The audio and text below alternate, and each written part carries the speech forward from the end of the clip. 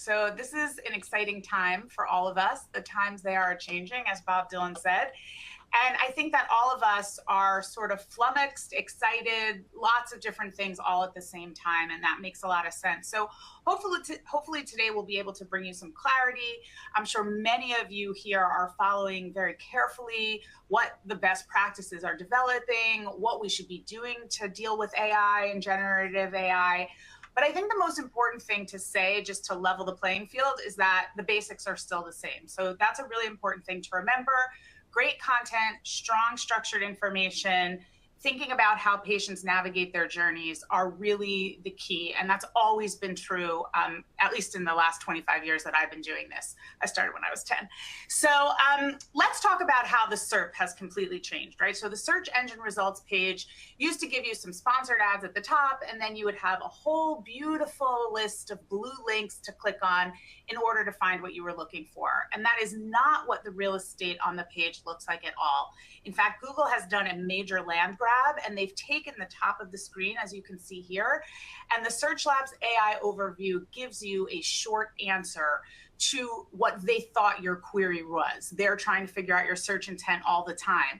One of the things I talk about with search intent is that when you type in Jaguar, Google's trying to figure out, do you mean the animal or do you mean the car? So that's a really good, simple example of what search intent is. And so if you type in best pediatrician near Tucson, Arizona, they assume that you're looking for the best children's doctor in that location. And so you can see that they're giving you a list of some of the organizations that you can go to get this care. They're also giving you health grades on the side there, which is an ad. And then below, you can see that Google Maps has all of that information. So then if you scroll down past that, and here's the entire page, here is the list of pediatricians for Banner Health that you saw at the top. So we've really changed what the actual page looks like and what search responses people are getting back.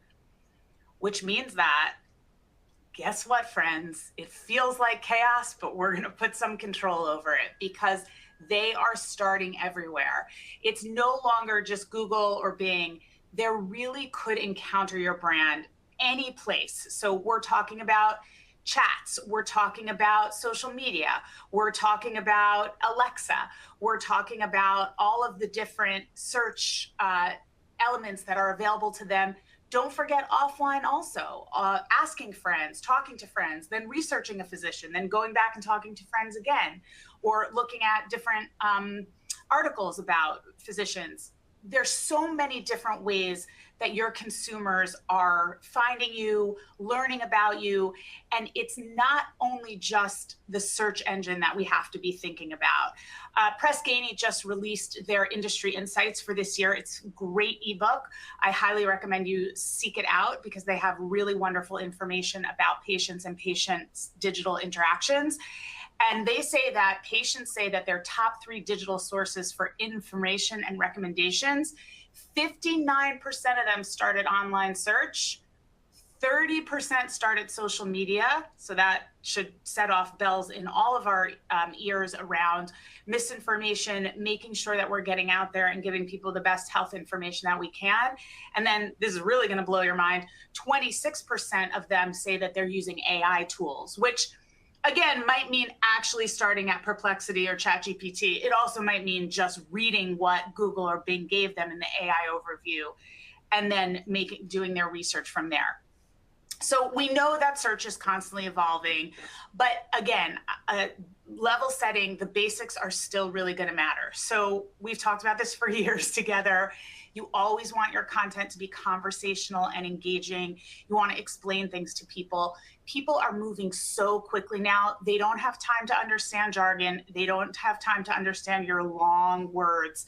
We really need to keep it short and quick and give them the information that they need.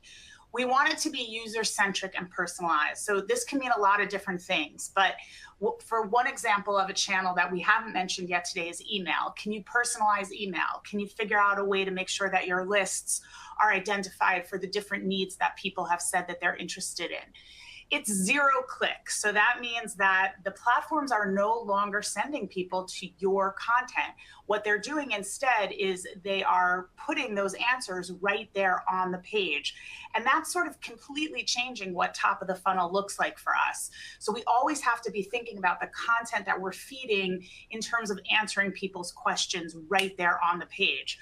What, however, that means for you is that if people do click through to your content, they are primed and ready to buy. So you have to be ready to convert them. Visual content is really very important for people now, explaining things quickly to them. Graphics, infographics, pictures, photographs. I think video, short form video is very popular. And then thinking, okay, here's like, Ahava, you just said no long words, we're moving quickly, but these are some of the buzzwords we're talking about: multifaceted, multi-channel, and multimodal. So really thinking about all the different places that your users are and where you can find them and where you can give them the information that they need. So let's talk about future-proofing your marketing. You're probably sitting there thinking, how many times am I going to future-proof my marketing? But I would say that in all my years of doing this, I do think that this is a huge change. I would say that this to me is as big as when, Google first started and search changed from, the Yahoo homepage to what Google looks like now. I think this is the biggest sea change that we've seen. So first thing first, you want to write for AI and humans. And actually, I would reverse that headline and say you want to write for humans and AI.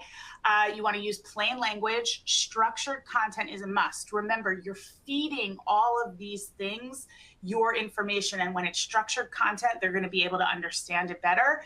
And a conversational tone is very important to people. If you have a ChatGPT that you work with, whether it's ChatGPT or Perplexity or Claude or Gemini, whatever you're using, you know that it speaks to you in a conversational way. And so if the content that you create is conversational, you're going to have a better shot of showing up when somebody asks it a question and it responds. Physician bios, really important, I think, to think about narrative around physician bios, what you can write to make them different and create that value proposition for those physicians. Service line pages, remember, if you are a hospital marketer, your service line pages are your product pages. That is where people convert, and you need to make sure that people feel that the care that they're going to get is empathetic, that it's thorough, that they understand the process, and that they feel comfortable moving ahead to the next part of their decision-making process. And again, you want to make it easy for AI to extract those details, which I think all the steps that we just talked about should get you there. Again, best practices still remain supreme.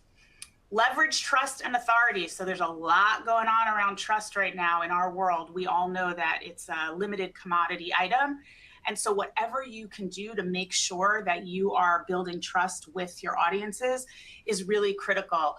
Patients will tell you that if they lose trust, it's a massive, massive change in the way that they feel about brand loyalty. So we really want to make sure that we are doing things that show the patient this is what the experience is going to be like, and then give them that experience. So make sure you talk to the operational people, make sure you talk to the physicians, the service line administrators.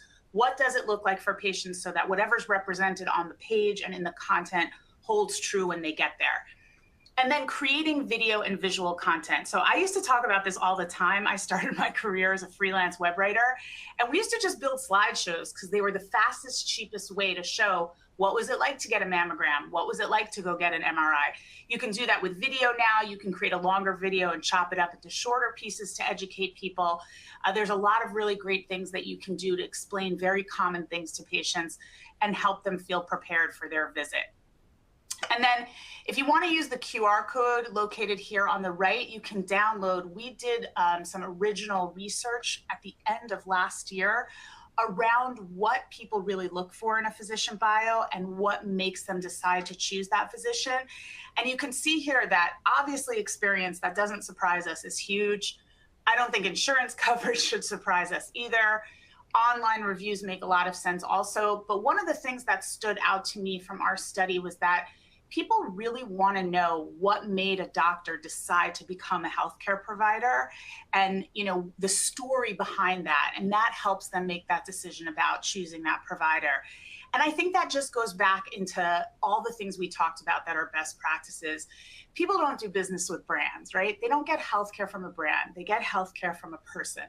And whatever you can do for your provider bios and for the stories around them to build a narrative around why that person is the talented healer that they are, I think you're going to have a much better bet of having patients convert.